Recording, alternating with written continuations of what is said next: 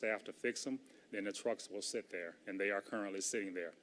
One of the commitments of our director is to make sure that we have safe vehicles for the employees and making sure that they're operational in the best form and fashion. And he's committed to doing that. So what I want to do now is I want to turn it over to Mr. Potter to talk about a little bit about the trash situation. Good afternoon, members of the council. I'm Scott Potter, Director of Metro Water Services. So you likely saw the press release we just issued. We're going to suspend curbside recycling most likely through January to focus exclusively on picking up the trash. One of our fundamental messages the whole time during this crisis that we've had with Red River has been we are going to pick up the trash, and that's going to be the fundamental goal. So it's unfortunate that we're having to do this, but the priority is a public health issue, which is picking up trash, and the secondary issue, unfortunately, is recycling. We do have the recycle centers that are open, and that's in the press release as well. So our citizens do have an alternative to taking their recycling to the convenience centers. I would like to implore our citizens not to put your recycling in the trash can. We need your assistance in maintaining your recycling practices, but just take them to the convenience centers so we don't fill up the trash bins with recycling. That's a personal ask on my part to my fellow citizens. And at this point, that's really the operational update. Red River is not trending favorably. They're essentially 1 day behind now. And John is going to take over 5 routes tomorrow with Metro assets. And I predict that if circumstances don't improve, the number of routes that we'll have to take will increase over time. We're working diligently to get emergency contracts in place, but there's kind of a, I was going to use the word perfect storm, but that's kind of not a nice thing to say because of the tornadoes. But the storms in Kentucky took assets from a provider in Bowling Green that we were going to rely on. Those assets are going to tornado recovery in Kentucky. So we're not going to be able to get those assets as earlier as we thought we were going to be able to get them.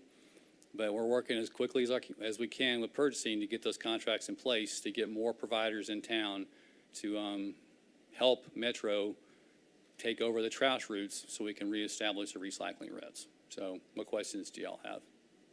I'll start with one and then I'll recognize Councilmember Glover.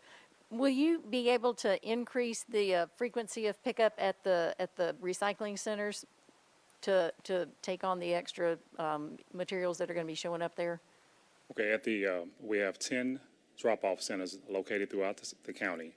We're going to change up our structure on that, and I want to also acknowledge my team here.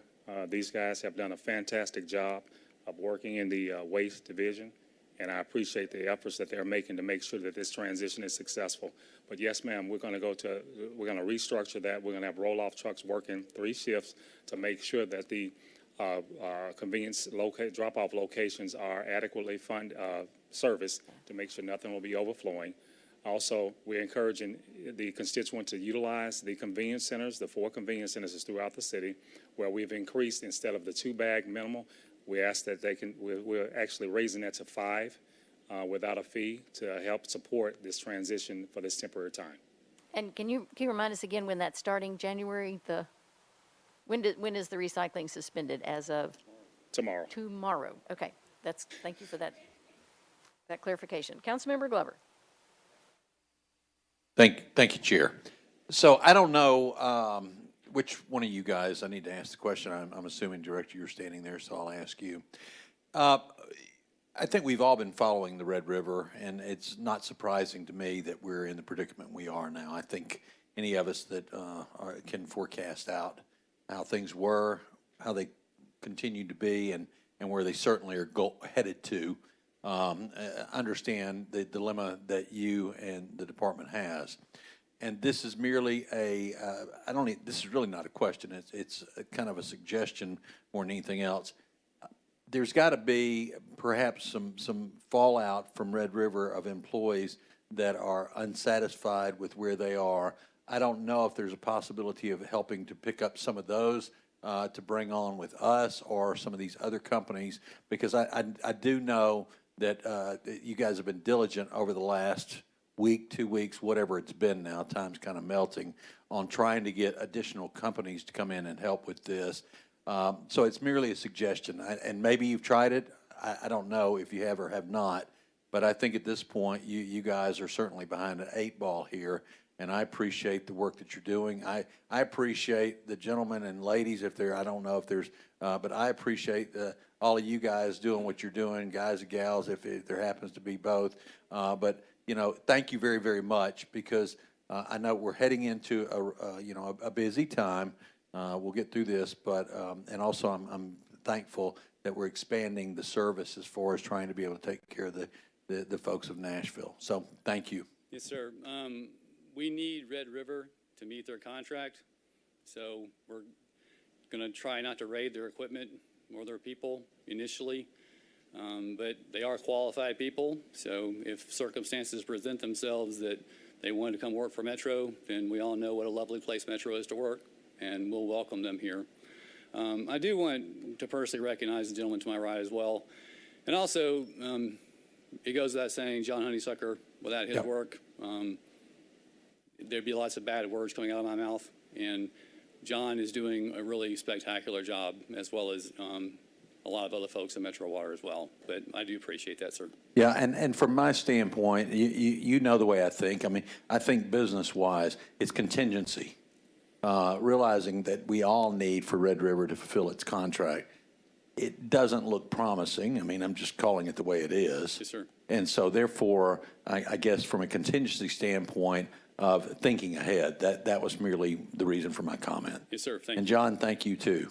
Thank you. Appreciate Thank everybody. you, Chair. Councilmember Suara.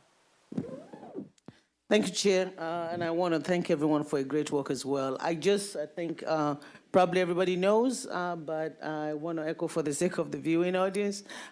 Since Red River is not fulfilling its contract, is there an adjustment financially to what we are responsible for?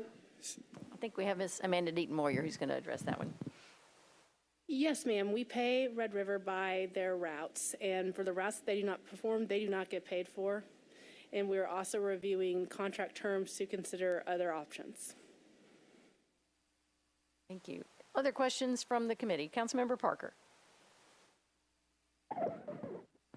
Thank you, Chair, for the recognition, even though I'm not a member of this particular committee. So what I heard, I heard a number of things. A couple of things that I heard. One is that, Red River is not meeting the terms of the contract, and we're looking to pick up slack, but we have sort of this lack of equipment to do so.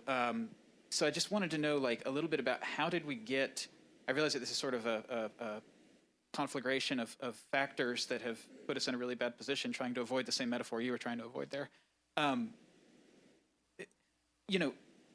Is it parts? Is the issue that we can't get parts for the trucks? If the parts showed up tomorrow, do we have folks who are trained and skilled in servicing the equipment? What does General Services need to better support its fleet management mission?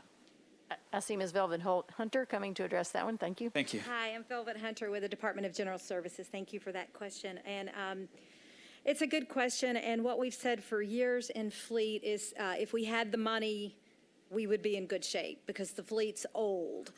And now we're having to say, the money's helping. The money's helping. We've been given a lot of money to replace this old fleet, and we've got things on order, and things are starting to come in. But we really are facing a situation where the vendors that we use to repair these trucks, they don't have adequate labor. They don't have access to parts to repair these trucks. So we're visiting these vendors every day. We're pressuring them. We're explaining the health importance of picking up the trash, but they have a backlog at these vendors, and they can't get it done either. So it's really not even a matter of funding. So we're working closely with Water Services to come up with small things we can do to improve that, repairs that we can do in-house to maybe keep more trucks on the road. But I know that's a long answer, but that's kind of where we are. Thank you. If I may follow up, One more. just anecdotally speaking with folks across metro departments, kind of rank and file workers, I've heard a lot of concern about some of the changes, recent changes and reliance on vendors for our fleet services. Was the big shift there, just looking back, I went and read all of the general services budgets from like the last decade the other night, and it seems like every year there were targeted cuts that they said, this is going to be rough. And then I think it was the 21 or 20 or the 22 budget, there was 40 FTEs Right. from fleet. Is that sort of the big shift that we've had in recent years about how Nashville handled its fleet management, that to increase our reliance on contractors and vendors? Yeah, that shift did happen in fiscal year 21, and I think it was 43 positions. So we basically took the funding for those 43 positions and used that for contracted services for fleet. But I will say General Services requested that change because we felt we were having trouble getting mechanics. We felt like mechanics were plentiful in the community at that time.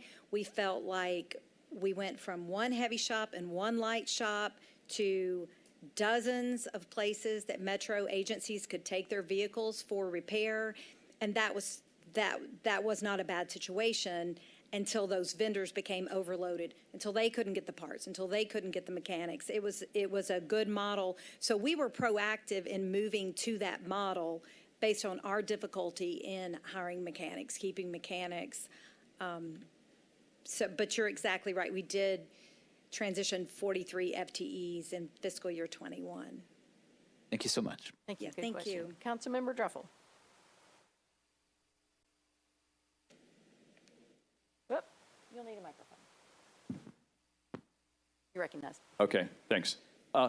Since this is coming at us at a time with the holidays coming up, is there an alternative schedule that you're looking at? Because I could just see this happening. I know it's you can't predict everything, but I got a feeling we're going to start to get a lot of emails. Is there some way that we can get something out earlier than later? Yes, sir. We're meeting on this daily.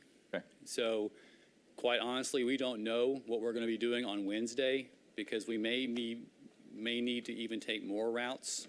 So as soon as we know any changes to our operational schedule, we will let you know. But I'm not going to say what we're doing on Thursday because I don't know. Okay, so right now the schedule as is. Yes, sir. And you're taking up the slack, and we don't see, at least in the near future, that that's going to change. I do anticipate changes. I just don't know what they are. Okay, thanks so much. Yeah. Thank you. And y'all have done a good job of communicating with us, which is really helpful. So we'll continue to look for that. Councilmember Hurt.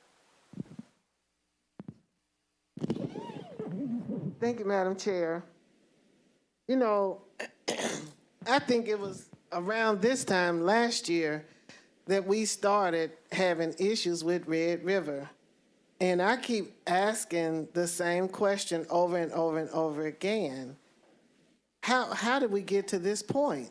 It just doesn't make sense. If we can sit here and forecast that what we heard earlier from Director Potter, I knew that was going to happen, even though they said they had it and they were going to be able to handle it. But I'm concerned. I know that I have been working with Public Works for a very long time, and Mr. Jackson has always been very, very responsive to me. And this is the first time I've heard of this. And we appreciate the others that have worked to help with the situation. But something happened within for us to be dealing with this without. So I'm still wondering, how do we get to the core of the problem? What happened, and how are we going to address that and fix it and hold somebody accountable? Because I'm sitting in other committee meetings and they're trying to hold people accountable for receiving money And now we are paying money and we are not getting the services. So I think we've got things kind of mixed up around here, and I just want to know what we're going to do about it. Thank you for that question, Councilor Hurd. One thing I always, as each of you know me, I believe in transparency. I believe in utilizing the council as a partner and in having a partnership with the council on anything that I am a part of or under the leadership of Director Potter. Councilor Hurd, I want to try to touch bases on historically. We're not in a position, we, as in Metro Water and Waste Services, as currently, are not in position to answer the historical concerns that have taken place. What I can do is focus on where we are now and let you know that we are working diligently along with the council to make sure that we resolve any concerns that we have. Now, will it be fixed today? Absolutely not. Will it be fixed tomorrow? Absolutely not. We want it to be fixed next week. But you have my ultimate commitment from us to make sure that we work diligently to work starting now to making this thing work successfully for each and every one of us. This is going to be an ongoing concern. That's why today, as I've asked before, I'm soliciting you as council members to help us to make this a success. And I think we will make a success. We are trending in the right directions, and I trust and believe we're at the bottom, but we're going up. Thank you for that. Councilmember Mendez and then Councilmember Van Rees.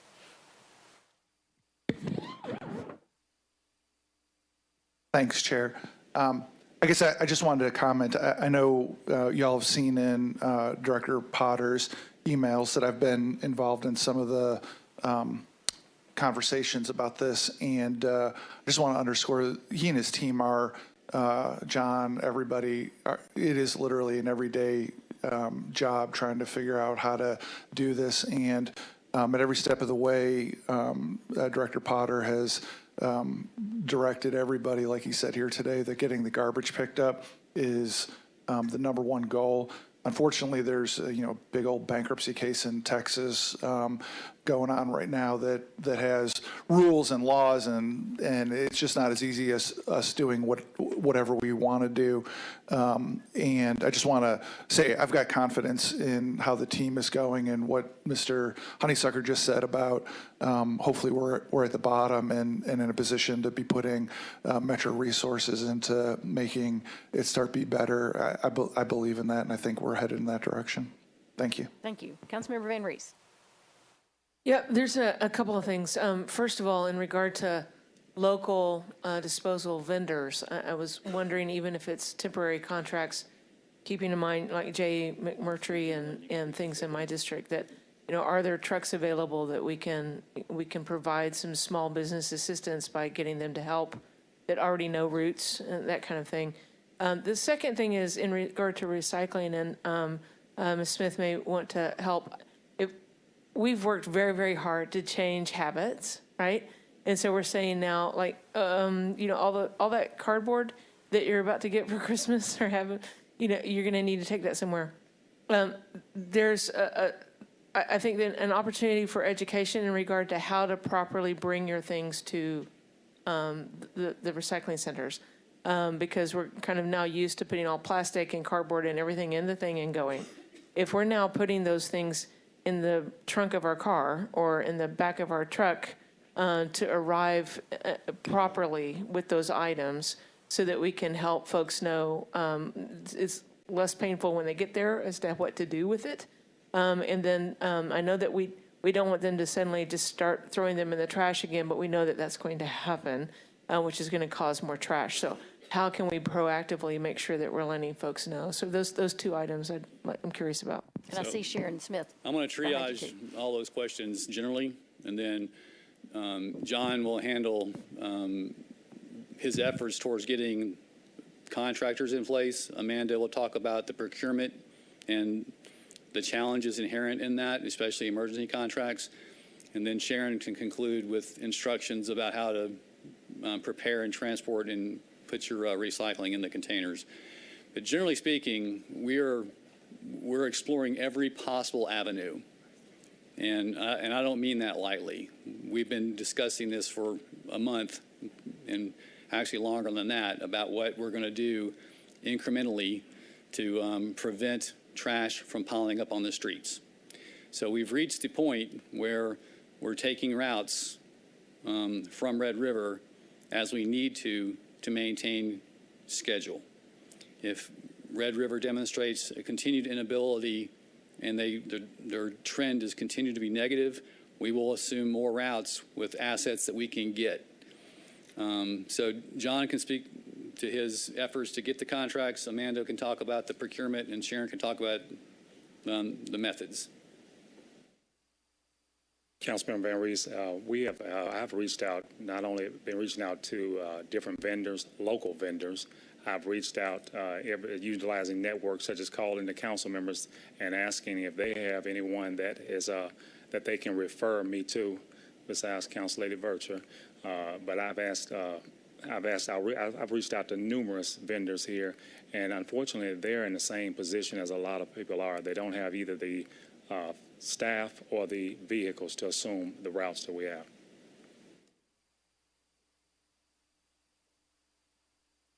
As for the procurement piece, this will fall under an emergency situation, and we can fall into the emergency regulations under the procurement code.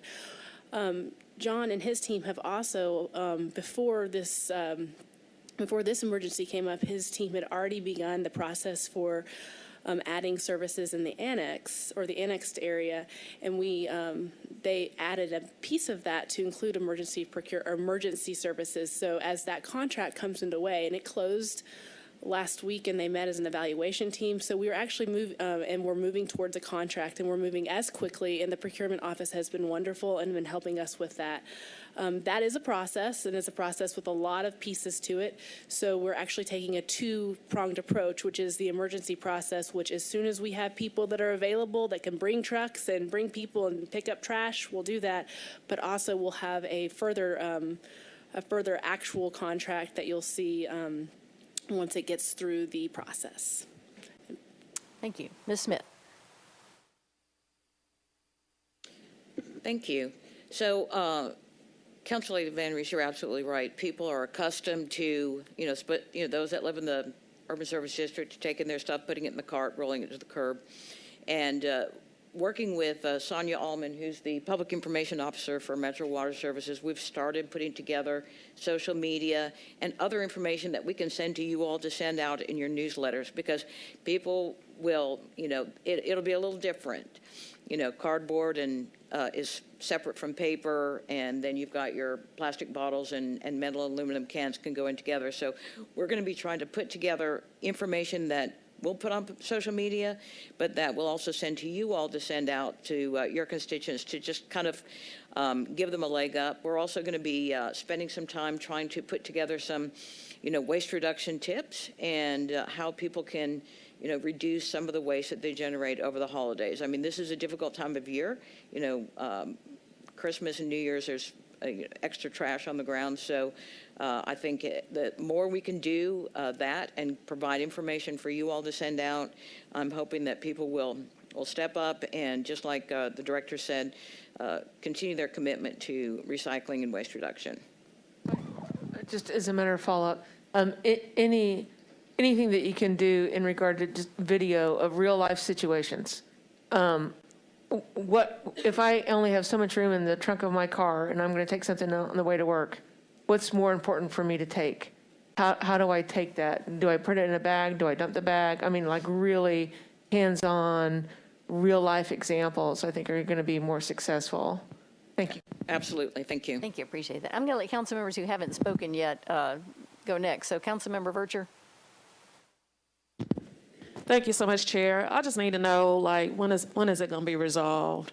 I understand that there's been great efforts underway, but Southeast, this has been going on for 2 years. I was back here looking at my emails. So we've been dealing with this for 2 years. Last year, we called an emergency Southeast-wide meeting because the issue was just so disastrous, and I'm being light with my words here. So I want to know what I can set the expectation for my constituents, so that every week I'm not bombarded with calls and emails and complaints about the services that they're not receiving. Thank you. Mr. Potter. The bad news is that the Red River contract is in effect until November of 2024. So either they recover and they start to meet their contract, or they don't. So we're planning on if they don't.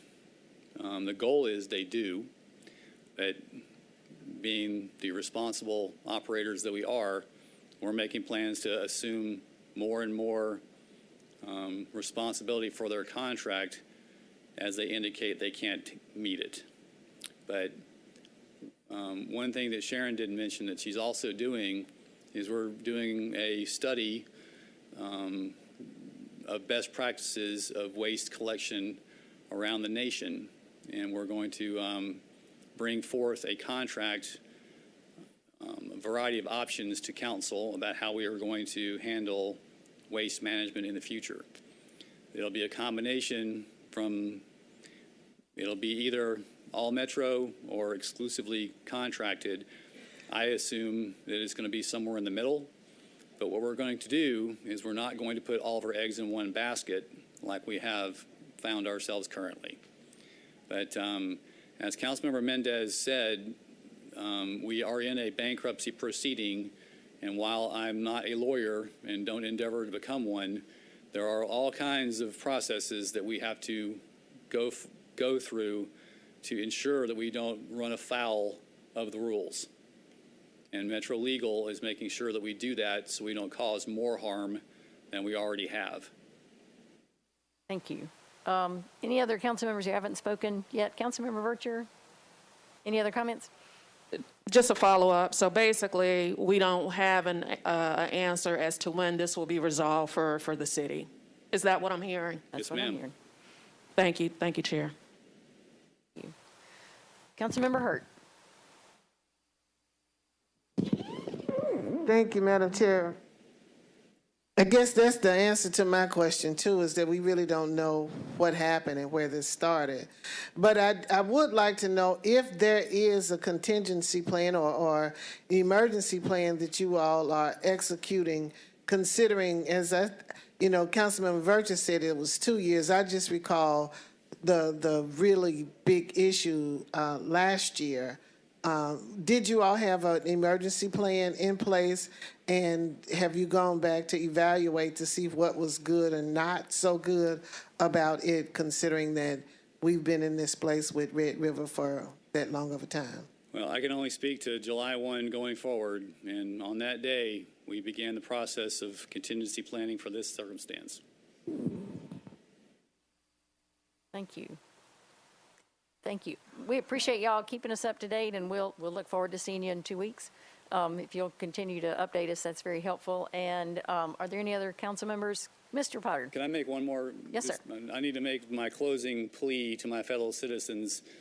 Back in 2010, when we had the flood, I made a personal request to everybody to reduce their water usage, and my fellow citizens, helped us out with that. We really need everybody to help us out with this as well. Please don't put your recycling in the trash. Use the convenience centers. Reduce your footprint as much as you can. But we are going to need your help to get through this. So thank you very much for that. We'll spread that word. Councilmember Archer, thank you. Thank you, Chair. This is a budget and finance question. Can we anticipate as a committee that they would be coming back for a supplemental for operations or additional funding for capital as well? And if so, are we talking about 31 million? Are we talking about 45 million? What are we talking about, so that as a committee we can go ahead and start anticipating that? Thank you. Mr. Potter. The 6-month request we made recently was for 2.3 million for rentals. I expect that minimally to happen again in probably 3 months. We'll come back to this committee to request an unspecified amount of money that will not be less than $3 million, and will likely be more than that, because we're going to need to rent vehicles to meet demand. And what I'm going to do is I'm going to pick up the trash. So to do that, we're going to need trucks. And if we don't have them with fleet, we have to get them somewhere else. And we're not going to be shy about letting y'all know what we need, but we're going to pick up the trash. Thank you. Ms. Deaton-Moyer, anything to add to that? Amanda also mentioned that when these new vendors do come online, we'll need to pay them as well, and they're not in the budget presently. Okay, well, any forward anticipation information you can give us would be appreciated. Yes, ma'am. All good questions. Thank you so much. All right, that was an important update, and now we will get to the business on the agenda. I will begin with and thank you all for being here. I will begin with the consent agenda. We have quite a few numbers, a few items on here. Please let me know if anything needs to be bumped. I will read out the numbers, and then I'll go back and read captions. RS 2021-1277, RS 2021-1283, 1284, 1285, 1286, 1287, 1288, 1289, RS 2021-1294, 1295, RS 2021-1297, 1298, 1299, 1300, and on second reading, BL 2021-1024. Do any of those items need to be bumped? Councilmember Suara. Thank you, Chair. Can you please bump 1294? 1294. BL 2021, I'm sorry, 1294. Is that an? RS. Okay, gotcha. 1294 is bumped. Let me make sure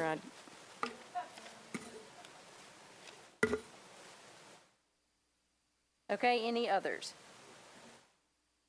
Seeing none, I'll read through the captions of the ones that are on consent. RS 2021-1277 sponsors Allen, authorizes the Metro Department of Law to compromise and settle the personal injury claims of Devon and Rich Jinks against Metro government in the amount of $70,000. RS 2021-1283 sponsors Allen, authorizes the Metro Department of Law to compromise and settle the property damage claim against BOP Nest Nashville LLC, Cambridge Swinerton Incorporated, Hayward Baker Incorporated, and Keller North America Incorporated in the amount of $128,570.12. RS 2021-1284 sponsors Allen, Withers, and others, approves a hazard mitigation grant from the Tennessee Department of Military, Tennessee Emergency Management Agency to the Metro Department of Water and Sewage Services, and authorizes the acquisition and demolition of 7 houses located in various floodways, floodplains in Davidson County. RS 2021-1285 sponsors Allen, Hancock, and Stiles, adopts a fee schedule associated with the processing and review of appeals made to the Short-Term Rental Appeals Board. RS 2021-1286 sponsors Allen, Evans, and Welsh, approves a grant from the Tennessee Department of Health to the Metro Board of Health to improve public health response to substance misuse epidemic in the Middle Tennessee high-impact area. RS 2021-1287 sponsors Allen, Evans, Welsh, and Stiles, approves an amendment to a grant from the Tennessee Department of Health to the Metro Board of Health to promote the proper use of all recommended vaccines and respond to vaccine-preventable diseases in collaboration with the CDC and other partners. RS 2021-1288 sponsors Allen, Evans, and Welsh, approves an amendment to a contract between the Metro Board of Health and Vanderbilt University to participate as a member site in the CDC Tuberculosis Trials Consortium studies. RS 2021-1289 sponsors Allen, Evans, Bradford, and Stiles, approves a grant from the Friends of Metro Animal Care and Control to the Metro Board of Health to provide funding for a foster program for shelter animals. RS 2021-1295 sponsors Allen, Bradford, and others, approves a child-adult care food program grant from the Tennessee Department of Human Services to the Metro Parks and Recreation Department to provide nutritious meals and snacks for children attending after-school programs in 9 park locations. RS 2021-1297 sponsors Allen, authorizes the Metro Department of Law to compromise and settle the property damage claim of Embassy Suites by Hilton against Metro government in the amount of $15,229.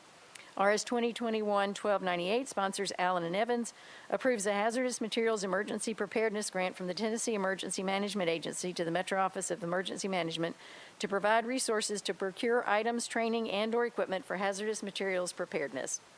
RS 2021-1299 sponsors Allen, Evans, and Suara, approves an emergency management performance grant from the Tennessee Emergency Management Agency to the Office of Emergency Management to subsidize an emergency management program. RS 2021-1300 sponsors Allens, Evans, and others, approves a Tennessee Safe Courts grant from the Tennessee Department of Finance and Administration to the Metro Office of Family Safety to update the Gene Crow Advocacy Center to increase storage space and repaint client and child hat traffic areas. One more. RS 2021, BL 2021-1024. This is on second reading. Sponsor Stiles, Allen, and others. Declares a certain planned road on the Orchard Bend Park property to be a public right-of-way and granting a temporary access easement. Those are the items on consent. Are there any that further need to be pulled? Seeing none, can I have a motion on the consent agenda? Been moved and seconded. Any discussion? Seeing none, all those in favor of the consent agenda say aye. Consent agenda is recommended. Now we'll move to bills not on consent. That begins with RS 2021-1260, sponsor Sepulveda, Johnston, Gamble, and others, appropriates $20,200,000 in American Rescue Plan Act funds to supplement the Barnes Fund for affordable housing purchase and to create a centralized database of subsidized housing. Do we have a motion? And there is a substitute for this one, Councilmember Sledge.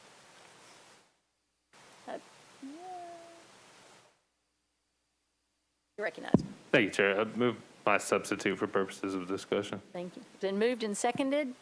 Councilmember Sledge, you want to give a brief explanation? Yes, so the substitute doubles the proposed amounts in the original bill, the $20 million each for the Barnes Fund and the Catalyst Fund. This was done after consultation with about everybody I could find regarding affordable housing construction and development, as well as with the ARP committee, who unanimously endorsed it, as well as the Housing Trust Fund Commission, who also endorsed it. This will allow for a robust spring funding round for Barnes, and it will allow us to start our Barnes Fund at a level that will allow it to leverage funds at a much greater rate, a much higher ratio. And I'll also note that Ms. Hannah Davis is here as well from the mayor's office, who knows all the info in and out, and she can fill in all the gaps that I have left. Thank you. And I would like to recognize Ms. Davis to give a repeat of what you did in affordable housing, if you would do that, please. Gladly. Thank you so much, everybody. Very exciting night for affordable housing. The Catalyst Fund specifically, which is what Councilmember Allen asked me to speak to in the previous committee, is a tool that was recommended by the Affordable Housing Task Force earlier this year to supplement the Barnes Fund. Barnes Fund is grants to our affordable housing developers for planned projects. It's methodical and requires a significant amount of lead time to make sure they have site control and the appropriate zoning. But what's missing, obviously, in this dynamic real estate market is a tool that helps affordable housing developers compete with market rate developers to secure properties that are either maybe naturally occurring affordable housing or were previously subsidized and will be expiring, as we call them. And so, you know, those are the stories that you hear about in the news where 300 people receive, you know, a month's notice. And currently, it's just really hard with the various levels of capital that folks are using for an affordable housing development deal to be able to move quickly and secure something, you know, on both the price and deal terms that our market rate developers are moving at. So the Catalyst Fund would be structured in a way that is able to be quick moving, and then it will also, you know, obviously work with our additional affordable housing financing tools and the monitoring that goes along with those to ensure that it stays, the property that's acquired stays affordable. Thank you. And can you mention the possibility of money? Oh, certainly. cycling Thank you back for in? reminding me of that. So while Barnes are grants that go out the door and require additional operating, again, very important equity for our affordable housing development, this tool will be able to refill its own coffers, whether it's a debt or equity, and those terms will be influenced by our third party that we'll be recruiting. We want someone who's experienced in managing a fund like this. It will live outside of Metro so that it can move extremely quickly on these properties that we're seeing, but then it will be repaid so the money can go out again to be able to continue to do more of this work. Thank you. And that, the question that came up in affordable housing was, will there always be a requirement when this money is used that the new property is affordable? Yes. So that part, again, will be influenced by the third party. Traditionally, state tax credits require a minimum of 15. It's typically 30 years. Barnes requires 30 years. But we will always be pushing for even longer if we can. There's some gray area in state law about what we'd be able to do there, but that may be one advantage of being able to use a third party as well, is that the funds could be used for even longer affordability. Great. Thank you very much. Councilmember Suara. Thank you, Chair. I want to thank Councilmember Sledge for leading this effort. But I wanted to add that as a new member of the Housing Fund Commission, something that the commissioners said that was very powerful, and I think they were even going to send a letter, I don't know if we got to that, was that Councilmember Sledge wanted to make sure that all the fund will be utilized. And I think it's important for everyone to understand that this additional money is very much needed. The list of grantees that are going out, the amount of money going out this time, it's over 16 million, the largest we've ever done, and we have about 14 applicants, and the fund is able to approve everyone. And I think that having this additional money will allow us to be able to do a whole lot more. And so I wanted to thank him for his foresight and everyone that supported it, that this is the move in the right direction, and we just need to do this. So thank you. Thank you. Councilmember Glover. Thank you, Chair. Well, what I'm about to say is not going to be a surprise to anyone. I won't be supporting this because as we keep spending borrowed money, and which is exactly what it is, inflation is rising more rapidly than it has in decades in our country. It's going to continue to do so. Our debt here in Metro Nashville is climbing. We're now projected at almost 16% of operating budget. And so I can't support these things because it's almost counterproductive for affordable housing, because you're not going to be able to afford to build housing for basically anyone.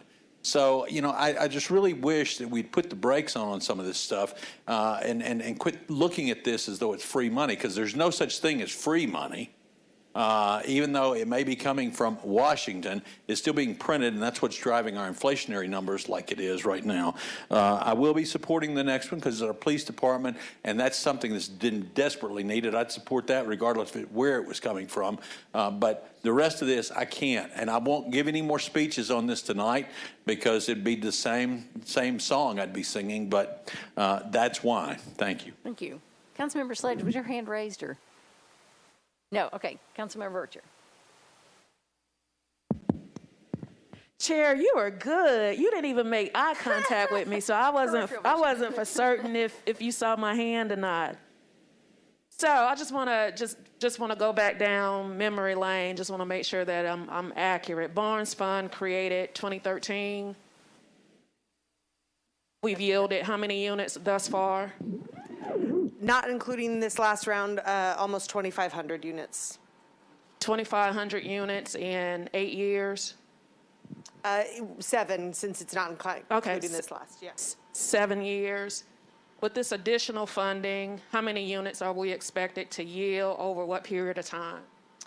We will put all 20 million of the Barnes dollars out in our spring round, which should be released in late February, early March, contracts to you all in early summer. And Barnes units average about $20,000 in per unit. So again, depends on the applications we receive, but for $20 million, it could do, 1,000 units. All right, just want to make sure. So for 20 million, we're getting 1,000 units. Okay. All right. Next question. Do we have a plan where these units would go or no? We receive applications from our nonprofit partners, and so we don't mandate where the units will go.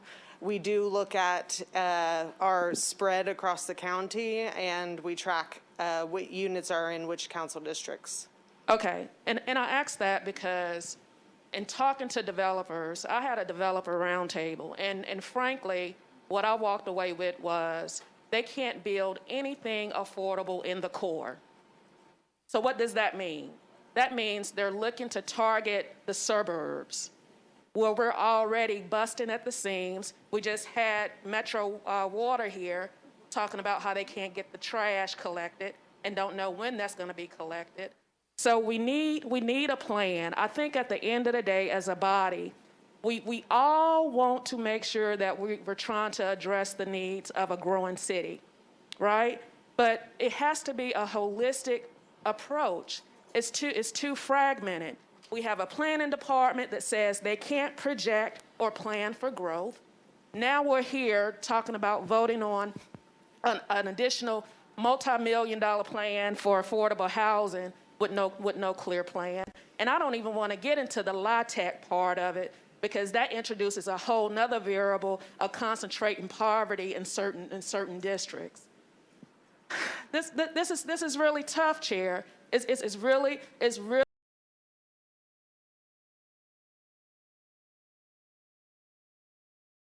really tough for us, because the housing piece of affordability, that's one part of it. The other part of it, as it relates to planning, we're not even talking about that and having a real discussion as to where these units are going to be and who's going to be selected to build these units.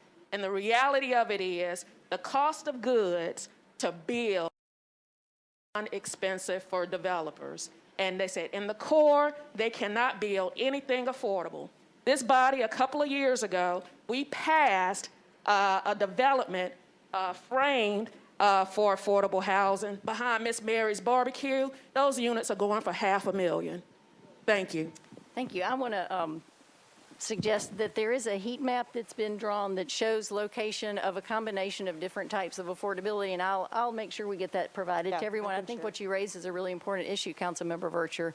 And interestingly, if you layer the MDHA locations and the LIHTC and the barns, it begins to fill in more parts of the county than if you just look at one type of that. And I think that that's something that we don't often see when we look at this. So I will work with Ms. Davis to see if we can get that provided to people, because I think it's helpful to see how that does keep it all from happening in one part of town. There are some gaps that will be obvious that show up, but it's not all happening in the suburbs. Different tools work better in different parts of the county, and that's obvious with this map. So I would. Thank you so much, Chair, for that support. I kind of get agitated about this when we have these affordable housing conversations, because we have a segment, we have a district council member here. He don't have any apartments, none, zero. But we want to sit in this chamber and tout about affordability. We don't even look to that district to build. What we want to do, we want to push density to other areas that's already stressed. And then I'm going to get off my bandwagon, Chair. Thank you so much for the indulgence. Thank you. Let's see. Councilmember Sledge and then Councilmember Sawar. Thank you, Chair. To address just a couple of points that came up, this is not issuing any debt. In fact, it's quite the opposite. This is as close to free money as we get. This is a grant. And then regarding sort of building in the urban core, this is why I find it critical actually to do this. So representing an urban core district, in different models and different avenues, I can think of 3 places in the district that I represent, 1,200 units that are either created or preserved, and they're all done through LIHTC models. If we are going to compete to build affordable housing at the volume and scale that we're talking about in the urban core, the Catalyst Fund is how we're going to do it, because it's what's going to bring us to a level playing field, especially on the preservation side, in order to compete with the market. And I know that Ms. Davis has talked a little bit about that. And the last point I want to bring up, regarding on the Barnes piece of it and affordability in the urban core, we're talking a lot about unit count, but one of the fundamental conversations that the Housing Trust Fund Commission had when I was on there, and I'm sure it's continuing with Councilmember Sawar on there, is also the populations being housed. And there are populations that are housed through the Barnes Fund that otherwise, quite frankly, would go unhoused. And I'll give you an example in the district I represent. There are folks with intellectual and developmental disabilities that are housed in what are called friendship houses, in which they are paired with either students at Vanderbilt, or they're paired with veterans, or they're paired with seniors who are willing to live in a sort of communal space in which they, quite frankly, help each other. Those are Barnes funded. Those are Barnes funded houses, and quite frankly, a national model for how you are able to help house and ensure that folks with IDDs are able to have a high standard of living and enjoy living in the city, in the urban core, and be able to get around and hold jobs and have secure housing. And so I cannot speak highly enough to the need for this.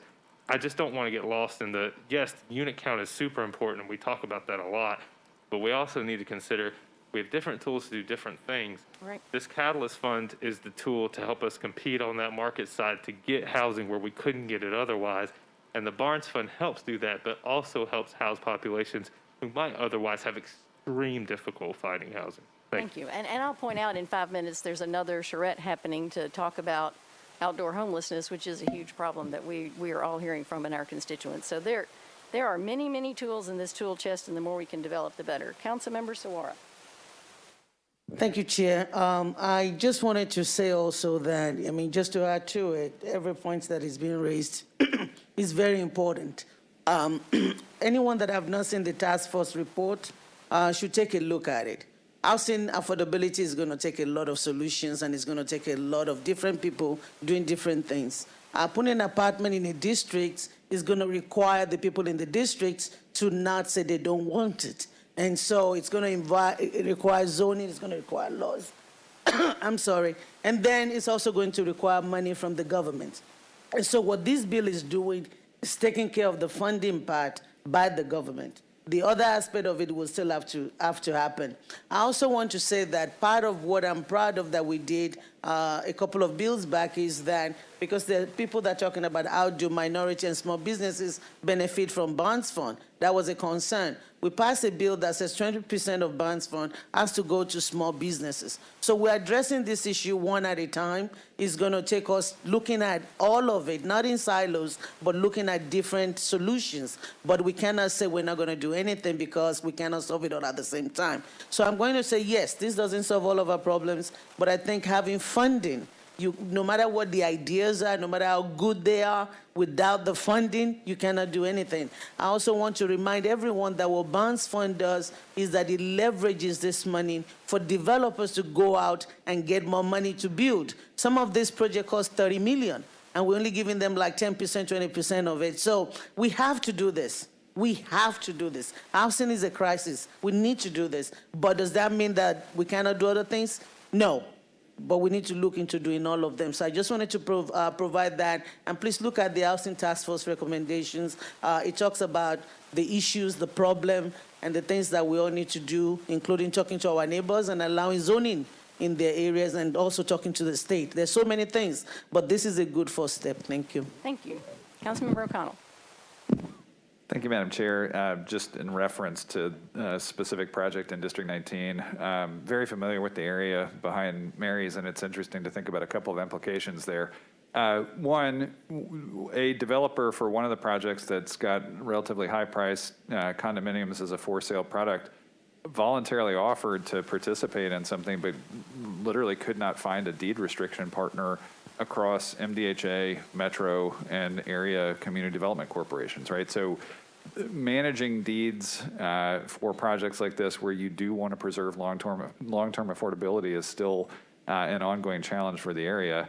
The other thing is, one of the things that is pushing up prices along that corridor where the downtown code extends is we've got full complexes of short-term rentals coming online that are non-owner occupied, right? And so we are building units. They are not always being used as housing. And when those units come online in those specific corridors, it pushes up prices correspondingly. Thank you. And I had the opportunity to mention that to the Greater Nashville Realtors this week, and they looked surprised, but they noted. So I think that's a very valid point. Councilmember Hurt. Thank you, Madam Chair. I want to speak on something that Councilmember Suara spoke of in terms of the minority developers and nonprofits. Prior to the Barnes Fund, there was a neighborhood stabilization program that was created where there was a $30 million award given to the city of Nashville, and it was based on census tracts in Nashville, and it was 17 that qualified. 9 were in North Nashville. And there was no nonprofit organization, although there were nonprofit organizations who were chose and had a focus on housing, but none of those were chosen, selected, or even asked to participate in any kind of way. After some consideration had been given by the Dean administration, $3 million came to the community for 5 organizations, which was used for acquisition and rehab, which was really not enough money in order for an adequate job to be done. However, had those organizations not gotten that monies and done what they did, then Nashville would not have met the benchmark that was required by HUD for them to do so. Since that time, the Bonds Fund has been created, and I can tell you that Woodbine Community Organization, which was one of those original organizations with Nashville Housing, has received probably about $10 million from the Barnes Fund, if not more. The Urban Housing Solutions has also received somewhere around $10 million. But I can tell you that those in the North Nashville community have collectively not received $5 million in all of this time. So I'm really, really concerned about what is happening with those funds and how it's benefiting certain organizations and not other organizations, especially in the communities where they are needed the most. And even if these organizations are building in those neighborhoods, in those communities, they are benefiting, but not those nonprofits that have been doing the groundwork all of their time. And Councilmember Virtue, I can tell you that some of those condos behind Mary's Barbecue sold for $700,000, and then as a stretch on Scoville Street that used to be property for the church sold for from $750,000 to $900,000. All good points. And I will mention that There has to be some more equity and some closing of the disparity that we are seeing when it comes to housing. Not only for those who are able to live and purchase or even rent, as well as those who are developing. Thank you. Thank you. And I will just say another tool that we've recently created is the Community Land Trust, which, run by Marshall Crawford, offers the opportunity to lock in affordability for up to 99 years, which is something we haven't had. So, as we identify these shortcomings, we are slowly creating tools that enable us to just begin to do this better. So thanks for pointing that out. Thank you. And I just want to make it a record that historically, those organizations within the North Nashville Consortium has requested to be a part of it, and they have not been able to do so. They don't have the capacity, and I think it's all by design that they've not been given the opportunity to build upon because they've not, you've had that disparity like the 30 million, and which means 27 million and 3 million for 5 organizations. Thank you. Thank you. Any other comment on this substitute? I don't think we have yet voted on the substitute. Is that right? Okay, all those in favor, it's been moved and seconded, and a good discussion. All those in favor of the substitute, say aye. Any opposed? Councilmember Dreffel, did you wish to speak? Or was that your vote? Okay, great. Thank you. So now, Councilmember Sledge, do you want to move your bill as substituted? Yes. All right, is there a second? Thank you. We are voting on the bill as substituted. Any discussion? Seeing none, all those in favor? Aye. Any opposed? 11 for, 1 against. Thank you. Councilmember Hurt. Madam Chair, I was just wondering if there was any way that we could defer that to where we're able to really discuss some equity in the way those funds are dispersed. Because I know when we go with Barnes Fund, they determine basically how it is being used. So, I mean, the whole vote and all of that went pretty fast. And I was just wondering if there was any way that that can be a discussion. Let me ask.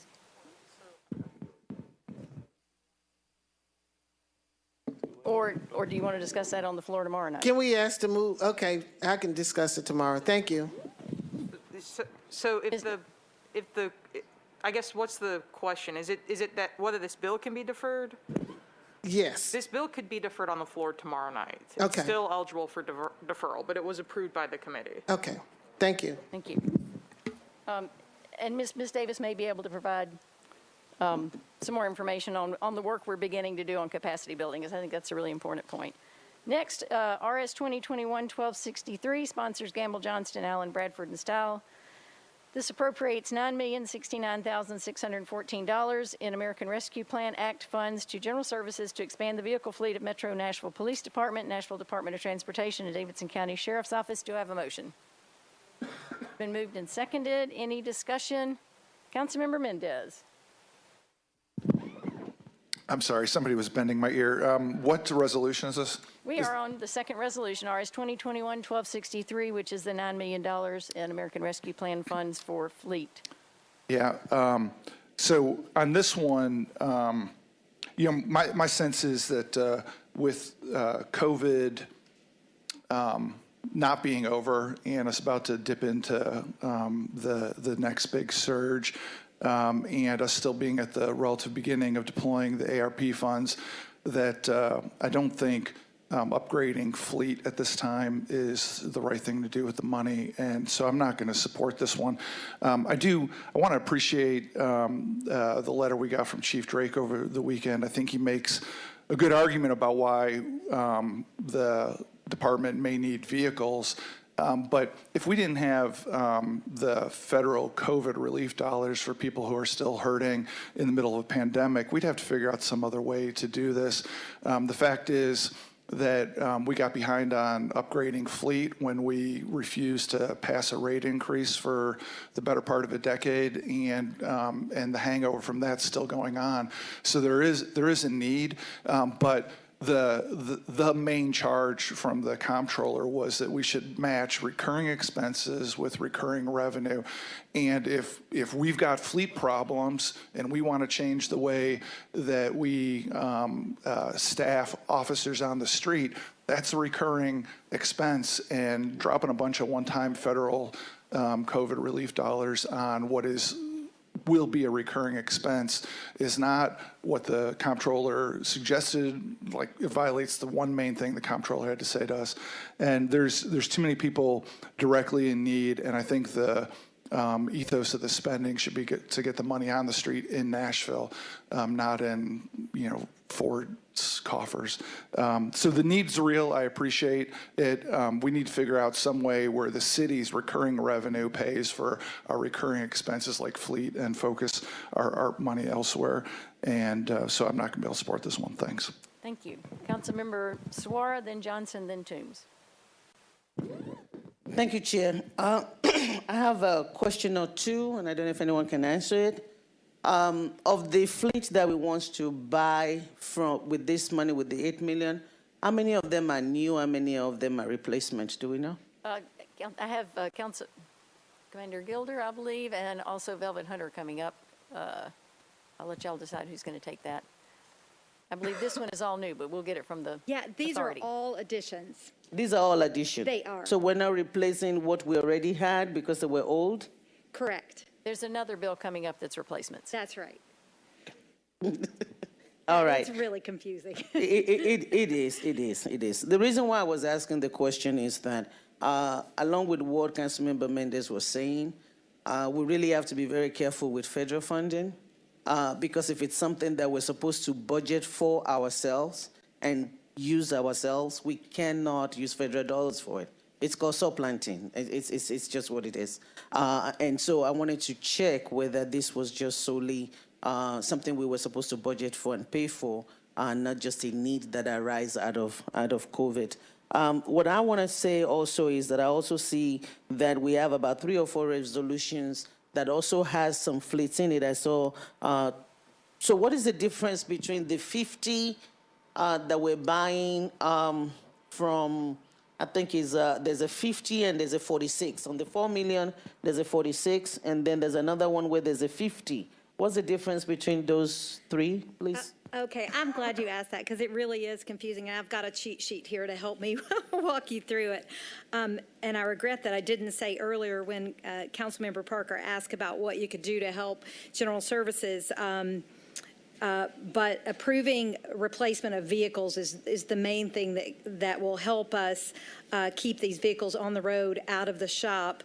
We've made a lot of progress toward that in the last few years. We had a $120 million backlog a few years ago, and we are down to, assuming assuming this legislation is passed, we'll be down to 50 million. That's a huge step forward. So. As we talked about the ARP funds, what you're looking at right now is 142. They are all additions. Later, there's a $4 million fund balance appropriation, and those are all replacements. That's a total of 83 vehicles, and 50 of those are for the police department. They're all replacements.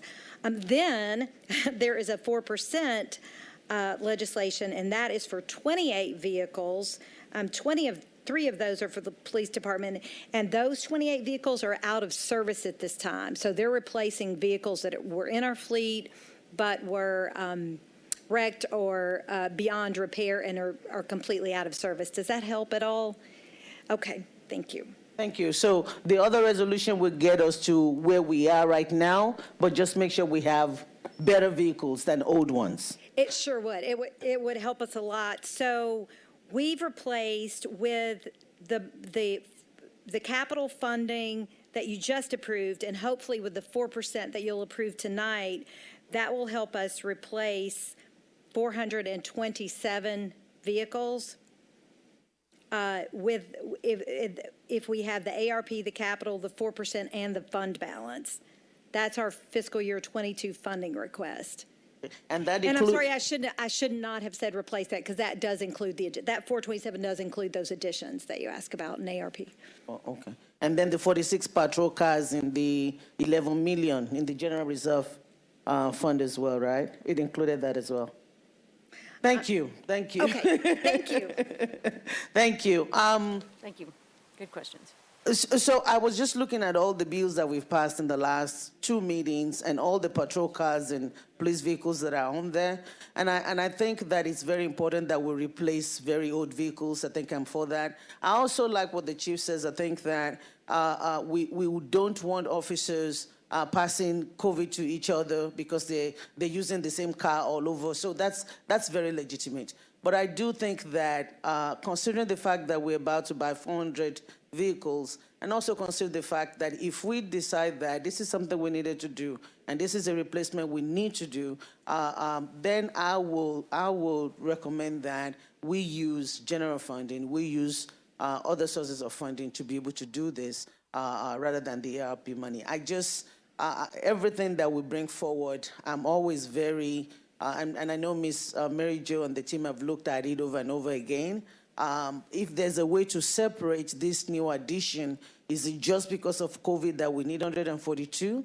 Or is it because of COVID we need 42 extra? If there's a way to separate it so that we're not supplanting, so that we're not using federal money just to get additional vehicles just because the money is there. So what do we need that we're supposed to pay for ourselves? If there's a way to separate it, I think that's what I'm leaning towards. Thank you. Thank you. I appreciate that. Councilmember Johnston. Thank you for recognizing me, even though I'm not on the committee. I think it's important for everyone to realize what a mess we inherited 2 years ago when we all were elected with our fleet issues. And Velvet mentioned it a moment ago, but we were $120 million in the hole as far as needs for fleet across the county. And we've done some things to mitigate that. Our codes department rents their fleet now 100% because we have to have those vehicles. We've already allocated for the fire department and OEM vehicles. And this resolution is allocating not only for the police department, but for the sheriff's office and our newly formed Nashville Department of Transportation. I learned today that because one of the things Councilman Mendez talked about last meeting, whenever it was we just passed a 600 and what or 500 and whatever $million CSP. Like, you know, what are we doing with this? And now we're going to come. So I learned that CSP cannot pay for light fleet. It is only eligible to pay for heavy vehicles. What we're talking about here is light fleet, so sedans, things like that. We're not talking about trash trucks. That's heavier equipment that is appropriate for the CSP.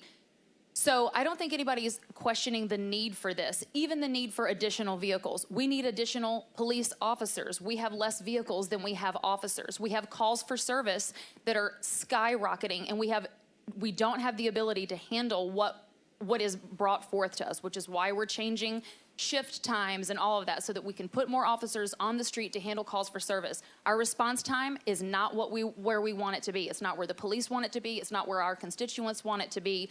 We have got to be able to answer calls for service when people need us. Our first responders are our first line of defense, and they have to have vehicles to get to this place. This gift of ARP funds, again, I've said it every time I think I've stood up and talked about it, it's a gift.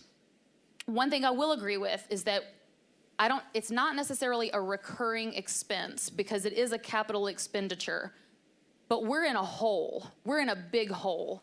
And so I do think that it's appropriate to use these funds, free funds, this gift, to help get us out of the hole. And then we need to talk about having a regular allocation out of the general fund to make regular, significant investments into our fleet. Because we go through police cars quickly, we go through trash trucks quickly, we're very hard on our fleet.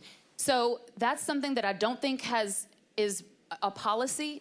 If it is, it hasn't happened. And this is a problem that we've gotten ourselves into years and years and years and years of neglect. This didn't just happen overnight, and it didn't just happen from COVID. But again, it's a gift. So I also want to speak to the eligibility of these funds, and I'm going to let Mary Jo talk about that because she's way more of an expert, that we are allowed to use this for public safety, according to President Biden, but I'm going to let Mary Jo speak to that.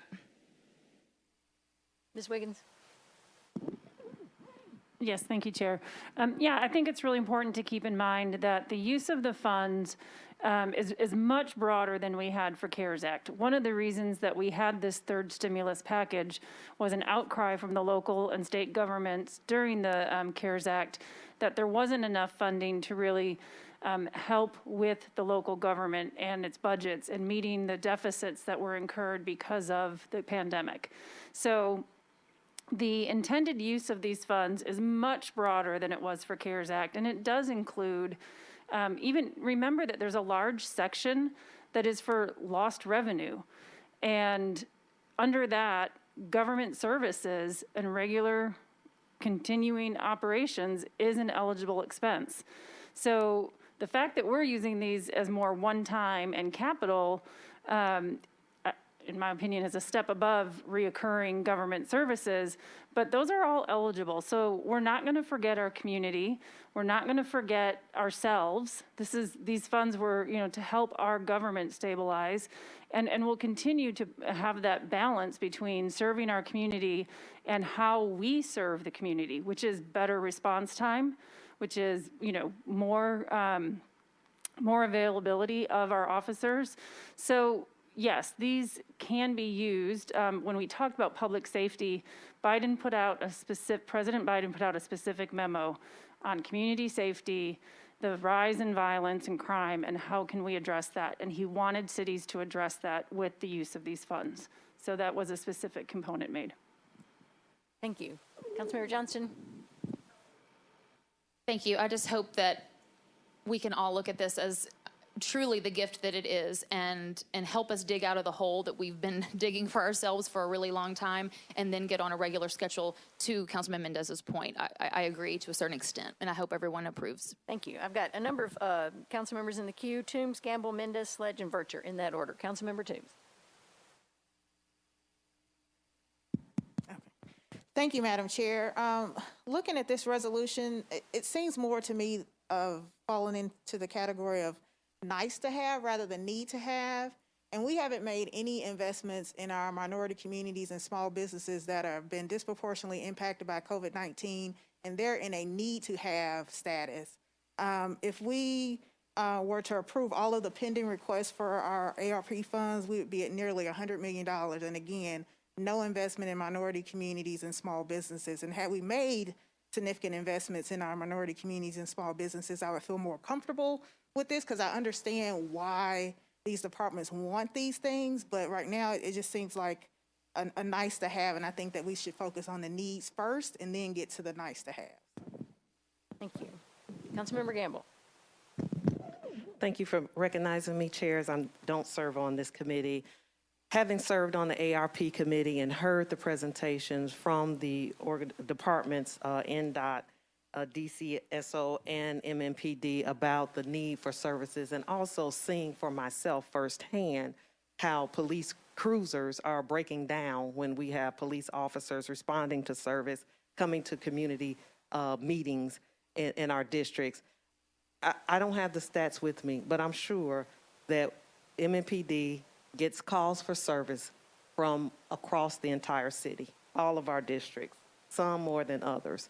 But the point is, when they do get those calls, we want to know, and for sure, that our police are able to respond in a timely and efficient manner. And it's our job to make sure that they have the resources and equipment that they need in order to do that.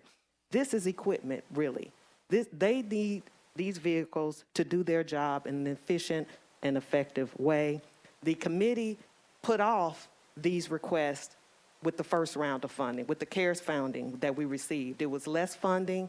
We had less time to spend it. We were in a critical, urgent state with COVID-19 at that point. Not that it's over now, but the committee made the decision not to fund or recommend funding of any of these fleet and other departmental requests with the first round of funding. We solely focused on the community needs, the small businesses, the rent and mortgage relief, the food relief, our residents' needs. With this second round, in the meantime, our fleet needs and other equipment needs for the departments didn't go anywhere. We still had them. In fact, they got exacerbated as the COVID-19 pandemic continued. So when we got the second round of funding, the ARP funding, most of us on the committee felt that we should address these issues, which were really carryover issues, in tandem with dealing with our community issues. And we've presented several resolutions already that deal with community needs, and you'll have a few more coming on January 4th that deal with community needs. But just the Affordable Barns Fund allocation that your committee just approved, just like that. This is another need for our city, for our community.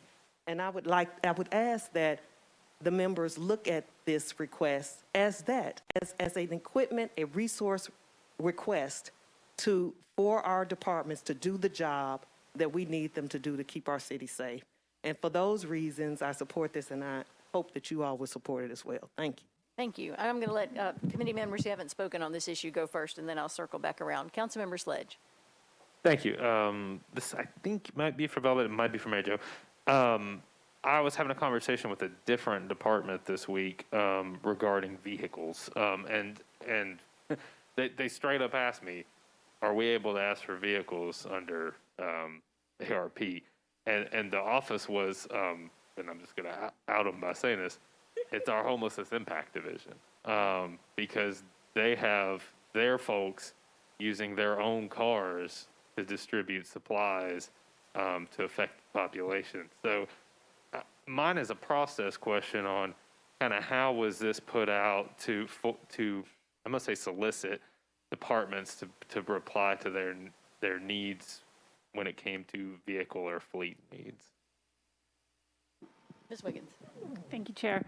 Last June, we sent an email to every single department and agency in Metro and asked for them to consider their needs as they respond to the pandemic, as they have recovered and are recovering from the pandemic, and to submit. We actually used the 4% fund form and had each department, each agency submit all of their requests using that form, some brief explanations, amounts. Is it in budget? Would it create future costs, et cetera? And accumulated all of those. Gotcha. One thing I guess I would just ask as a consideration, and it's outside the scope of this, but I do think it's part of the conversation, is obviously there was turnover in that particular instance. When we're talking about the needs that are being discussed here regarding this department, regarding the police department, we do have other departments and offices, as Councilmember Johnson was mentioning, like our codes department that's renting. We have folks who are doing the work that these funds are asked to be expended toward as well, regarding homelessness and the response. And I would just ask, maybe if the administration is willing, is over the time we have, I know there's going to be some processes about community input and survey, maybe to loop back, because I think as we've been having all these discussions on ARP, I think some light bulbs are starting to go off, and some department heads that we start having conversations on, and you may be having those conversations as well.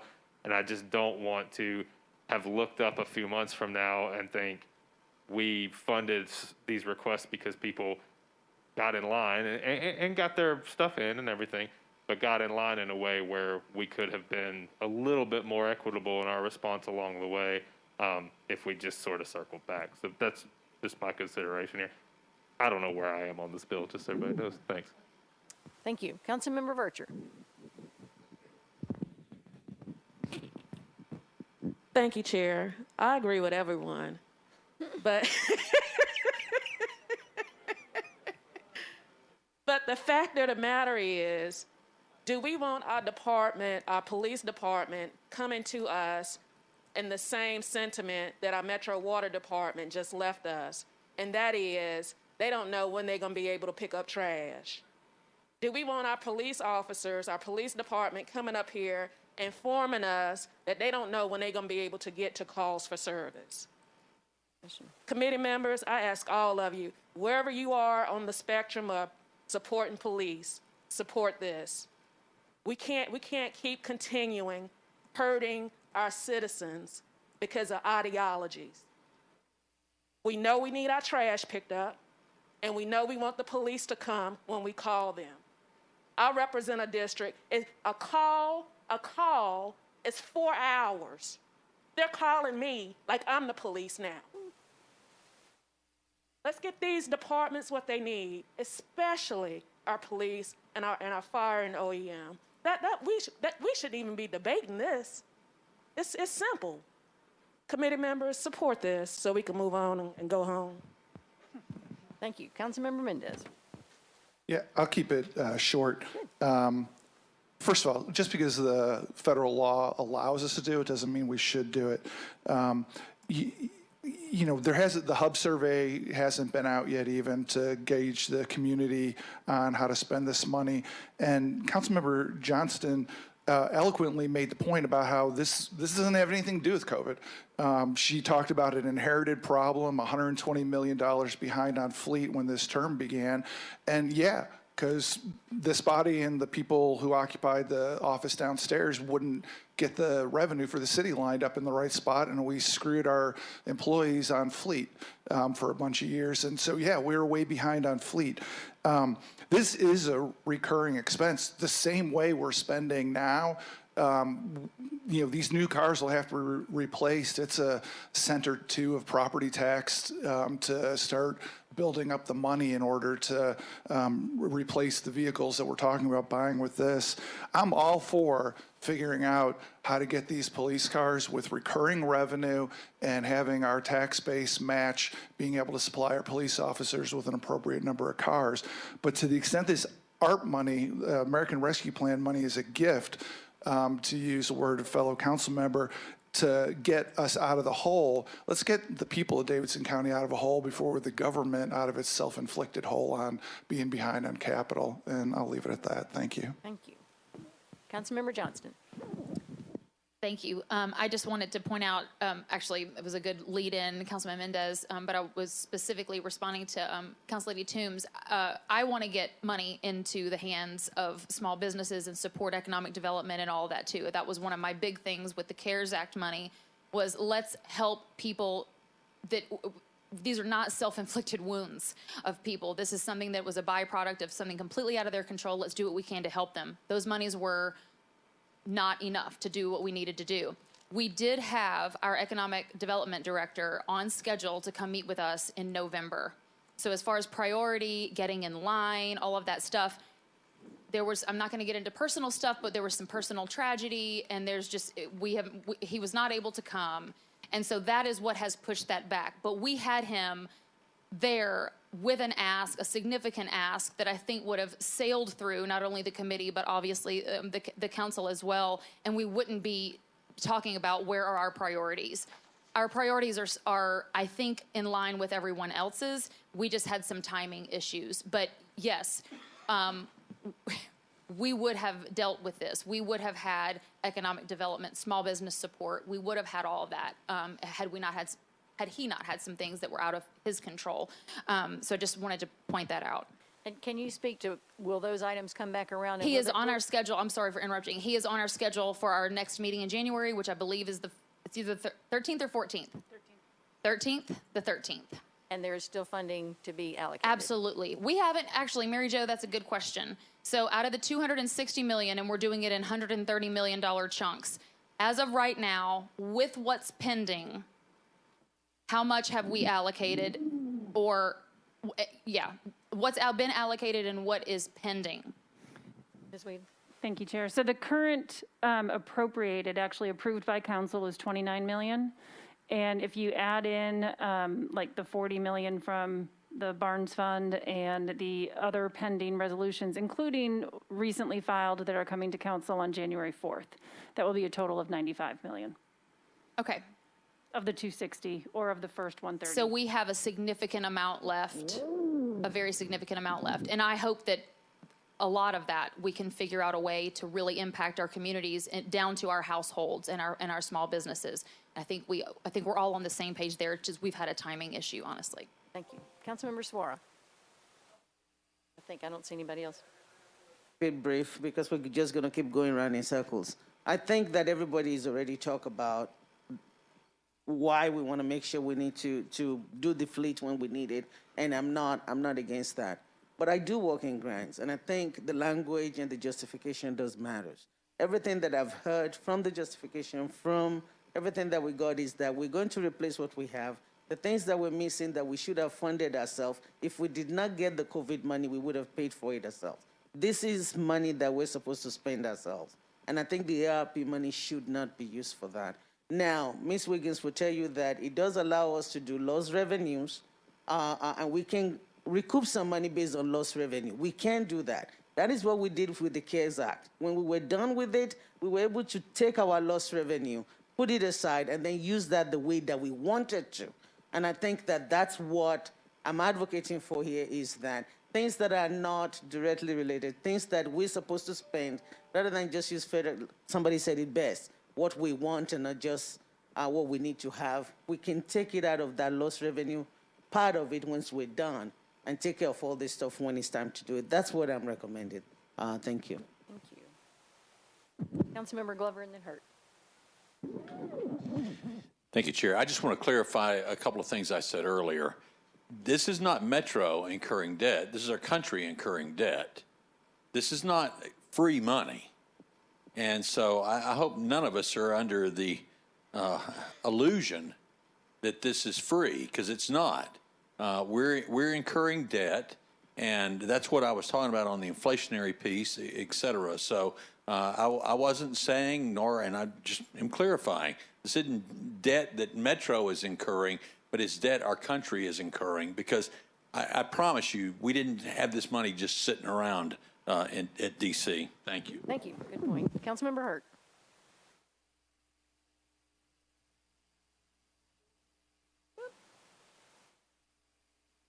Thank you, Madam Chair. I appreciate it. One When I first saw this legislation come forth, it concerned me a lot because I too have been following the ARPA money and been in contact with the National League of Cities, who actually has a playbook on how this money is supposed to be spent and how it's to be used.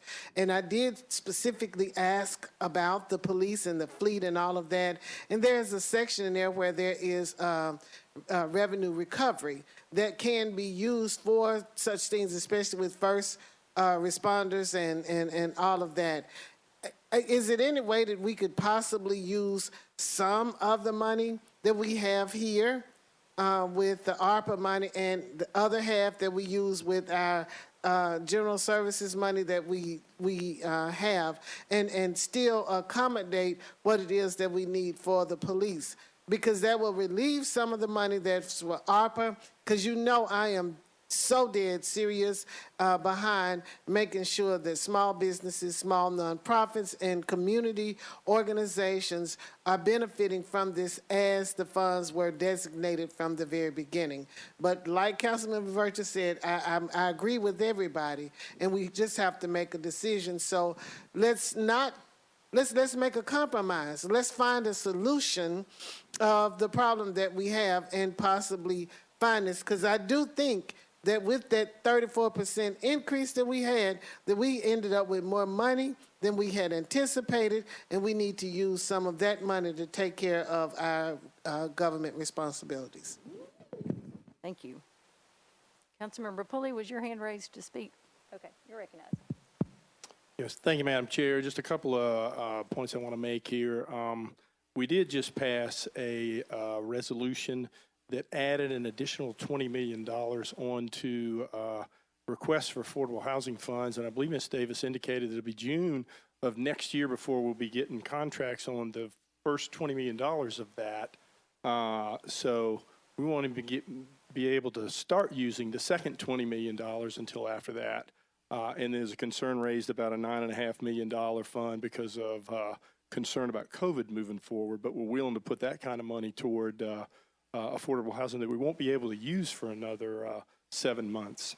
So I did support that because I certainly support the use of that money for affordable housing. But it's interesting that that concern comes on the heels of a fleet management bill that has the police department in it. And I also do not recall this robust discussion about fleet management when we passed OEM and fire fleet vehicles. So I just want to encourage you all to support this resolution. I certainly will be supporting it for those reasons. Thank you, Madam Chair. Thank you.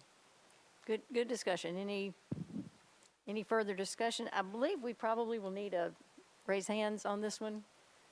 Ms. Stateland, if you can help me count. So we have had a good discussion on RS 2021-1263, appropriating $9 million to general services for fleet.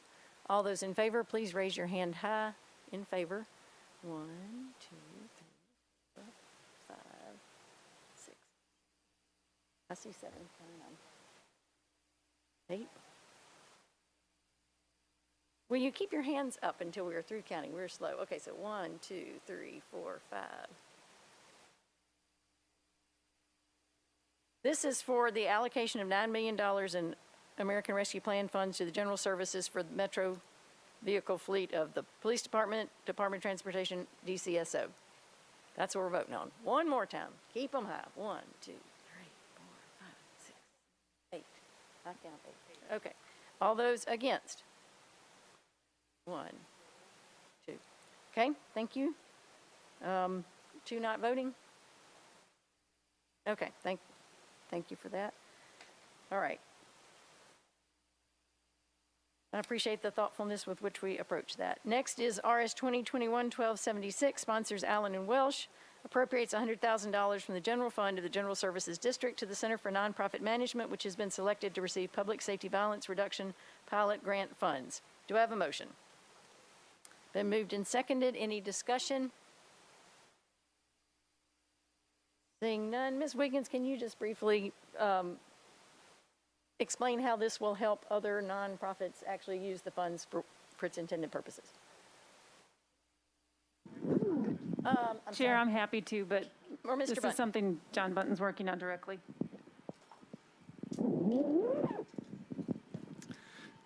Thank you very much, Councilmember Allen.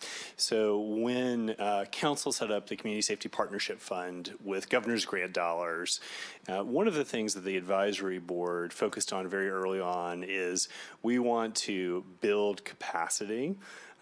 In addition to providing financial support to nonprofits, we want to help them do a better job with their operations and help them do a better job with fundraising.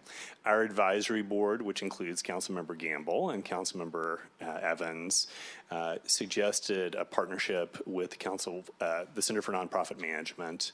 The Community Safety Coordinator, Ron Johnson, has developed a very close relationship with Dawn Stone, who is their Director of Outreach and Diversity. They've already started to work on assisting nonprofits with fundraising, with operations, with bookkeeping. A very important part of this measure is also to help nonprofits receive audits so that they can qualify for larger grants. Right now, Metro Ordinance caps grants at $5,000 for nonprofits that don't have audits. So this contract will also provide an avenue for nonprofits to seek those funds. Thank you, I appreciate that. Councilmember Sledge. Just wanted to offer full support on this. I was at the ARP committee meeting, and it was very well explained, and the community leaders were there as well, speaking to the need for this. So thankful to John his work on this, but I'm thankful to the community as well. But it's a really good program. Great, thank you. And this is part of the capacity building that we need to be doing everywhere, so I appreciate that explanation. Any other questions? Seeing none, all those in favor? Any opposed? We recommend. Next is RS 2021-1278, sponsors Allen & Stiles, appropriates $4 million from the General Services Office of Fleet Management, undesignated fund balance for the purchase of vehicles for various departments of the Metro government. Do I have a motion? It's been moved and seconded. Any questions? Councilmember Mendez. I'd just like to ask Director Zeitlin to explain for the viewing audience the difference between undesignated fund balance and 4% funds. Ms. Zeitlin? The undesignated fund balance is are funds that are unappropriated. The 4% fund is a certain percentage of revenue that's set aside to spend on equipment and repairs. That we plan on every year. Correct, in each operating budget. Mr. Mendez? So I'll tell you how I think about it. Tell me whether that's what you just said. Okay. So the way I think about it, the 4% funds, that's specifically built into the budget every year for certain expenditures. We have to set aside 4% for minor equipment replacement sort of things. Correct, and that's mandated by the charter. Right. And then undesignated fund balance, I think of, sometimes it's a little fuzzier for me, but that I think of if a certain department got appropriated an amount of money in past years and didn't quite spend it all, there's some undesignated balance that accumulates over time. And then occasionally, if it builds up to enough, then it can get appropriated for something. Is Correct. that about right? Yeah. All right, thank you. Thank you for that distinction. Other, Councilmember Glover? Thank you, Chair. And I want to continue in this vein. This is one of the things that I've asked repeatedly over the past years is when there's money like this left over, and the same, I mean, I don't know on the 4%, have we spent 100% of that money every year? We have spent 100%? Okay. The one thing that's always concerned me is when we have money left over, why it's getting rolled this way. So, I mean, I know the way that it works, but it's just, it seems to me that we should be trying to lower taxes as opposed to raise taxes as we go forward. Thank you. Thank you. Other, Councilmember Suara? Do we know what our percentage of fund balance is after we've used this part of the reserve? I know there's a statutory requirement to maintain a certain percentage. So now that we're taking out of that, are we still within that? Do we know what the percentage is right now?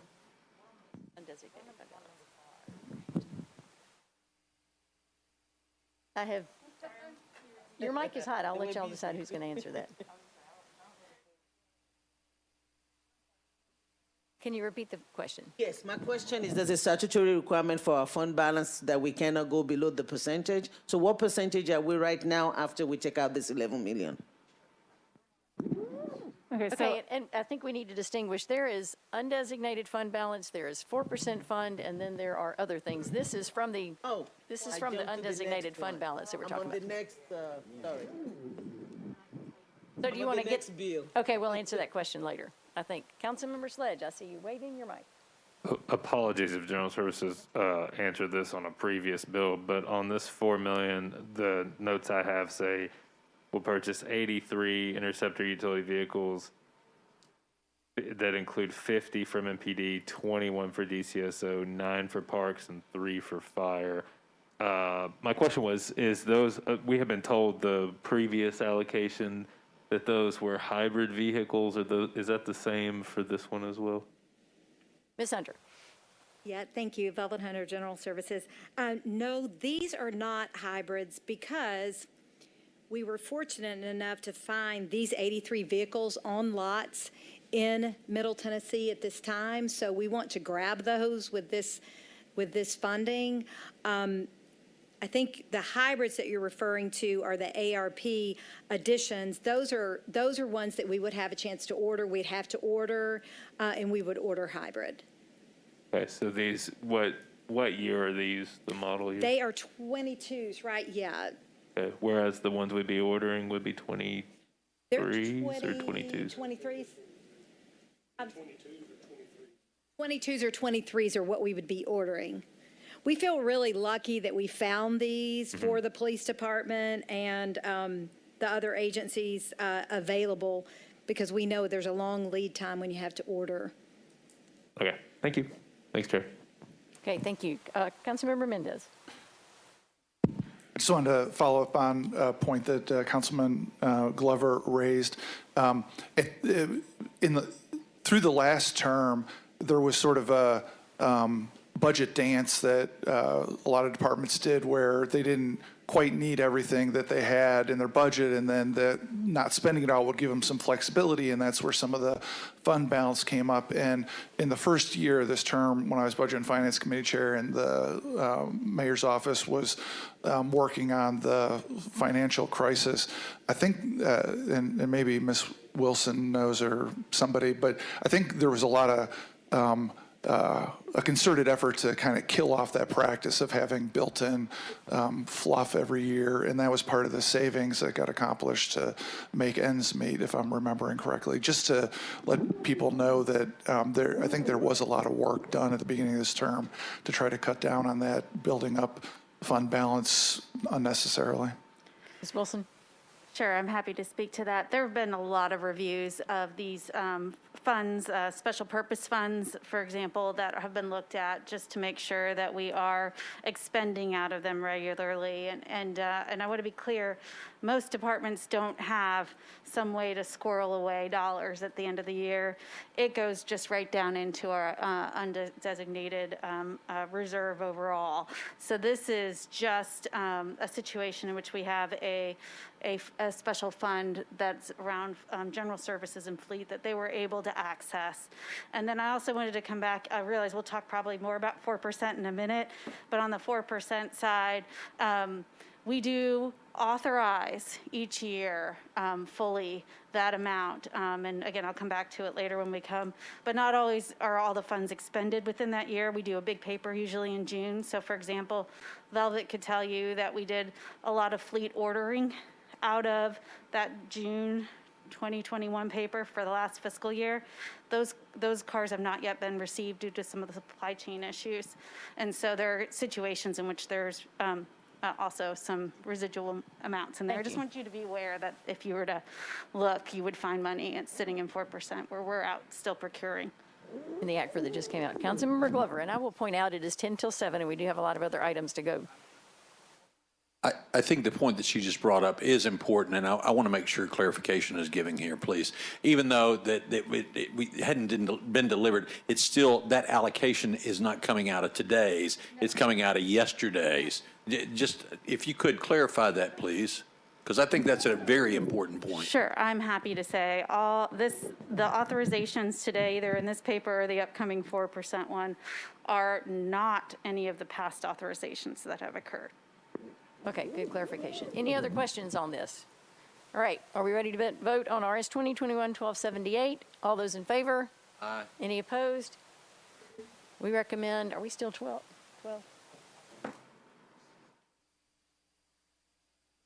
I think we have had, non-committee members have left. Great. Next is RS 2021-1279. Sponsors Allen appropriates $11,427,500 from the General Fund Reserve Fund for the purpose of equipment and building repairs for various departments of the Metro government. This is the famous 4% fund. So, Councilmember Mendez. It's been moved and seconded. Thank you so much. Councilmember Mendez. It's a small question, but I saw there's a $60,000 roof repair for the baseball stadium in here, and I guess I would have thought that with having a gazillion dollars worth of bonds on it, there'd be some capital reserve to have $60,000 worth of roof repairs done for it. I guess I'm interested in learning more about that. Can someone from the administration speak to that? Or, here we go. Y'all will introduce yourselves and educate us. Monica Faulknerson, Executive Director of the Sports Authority.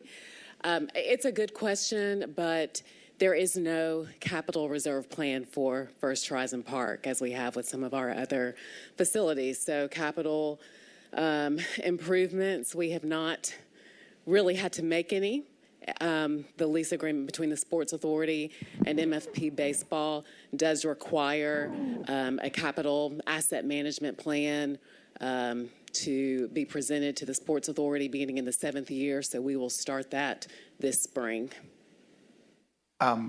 Thank you for the forthright answer. Chair, I know it's 10 to 7, but I swear to God, didn't that stadium cost like $50 million more than was like on paper for? It was like going to be like $40 million and it cost like 90 or something. Like, what the heck are we doing? It's just really just hard to believe that for all the really bright minds that went into financing that, and the freaking AT&T building, property taxes are still being used to finance it, built with a TIF loan in 1989, still no capital reserve fund. I don't even know what to do with that. I'm just going to sit down.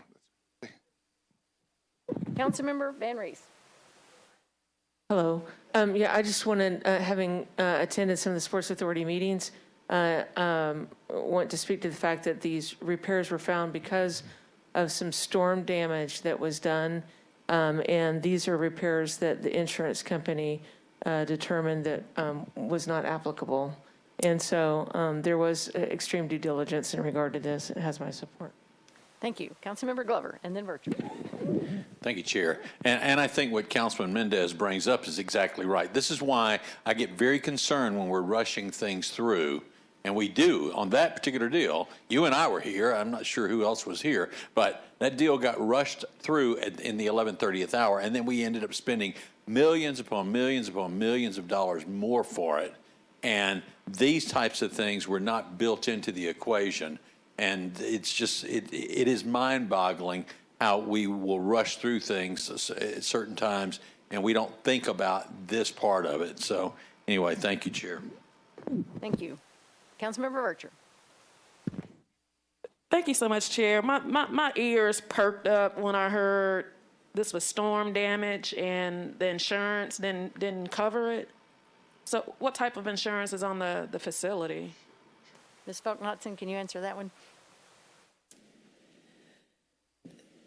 After the 2020 tornado with the damage that was done and the insurance claim was filed, while they were assessing the damage, they found additional damage that was determined not to be related to the tornado, and so we were not able to file a claim against that. And so we have spent a lot of time and resources trying to get an estimate. We felt like the estimate that came back was high. We had roofing resources come and just do an analysis, and so we have, as Councilmember Van Ree said, we have spent quite a bit of time trying to be diligent in this and getting the number down to a number that we believe is right. There, a lot of the damage they believe was storm damage, but not related to the tornado. So there's a lot of tears and punctures and scars that just have just come over the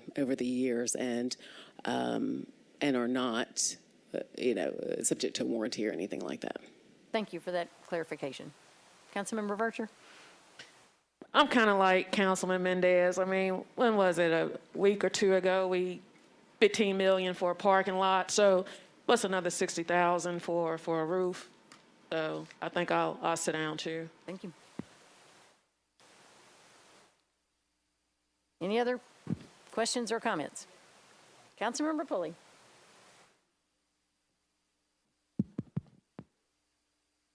Thank you, Madam President.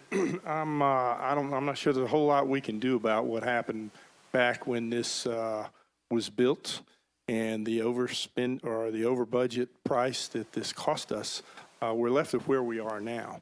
And I very much appreciate Ms. Fox-Naughton being forthcoming with that information. I'm sure she would very much appreciate it if we'd like to establish a capital fund for her to do these expenses. I guess maybe it's on us to try to figure that out. But in the meantime, we've got to deal with what we've got to deal with now. So I definitely support this, and I support looking forward to maybe coming up with a better way to help the Ms. Fox-Naughton in her issue of funding capital expenses in the future. Thank you. Thank you. Good point. We'll put it on the to-do list. Any other questions? Councilmember Saguaro. It could be redundant, I don't know. But I was trying to figure out this 60,000, was it repairs on its own, or was it part of replacing the entire roof as part of the additional cost to what the insurance is paying? I'm trying to determine whether it's really a capital expenditure or if it's repairs and maintenance. So that's what I'm trying to check. Ms. Fox-Naughton?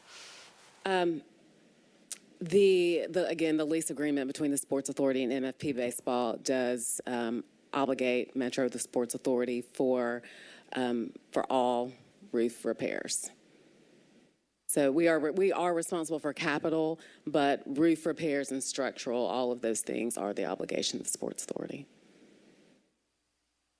So, Ms. Mary Jo, so this 60,000 repairs is adding to the life of the roof. It's not just minor repairs. I don't know what roof repairs cost. Ms. Weeds? Thank you, Chair. Well, keep in mind that 4% is not in our capital spending plan. So these 4% are kind of like our light equipment repairs expenditures. So they're not going to be added to the life of the roof. Thank you. Other questions? Ms. Fox-Naughton, thank you for answering our question, and we'll talk later about this capital fund. That's being a good steward.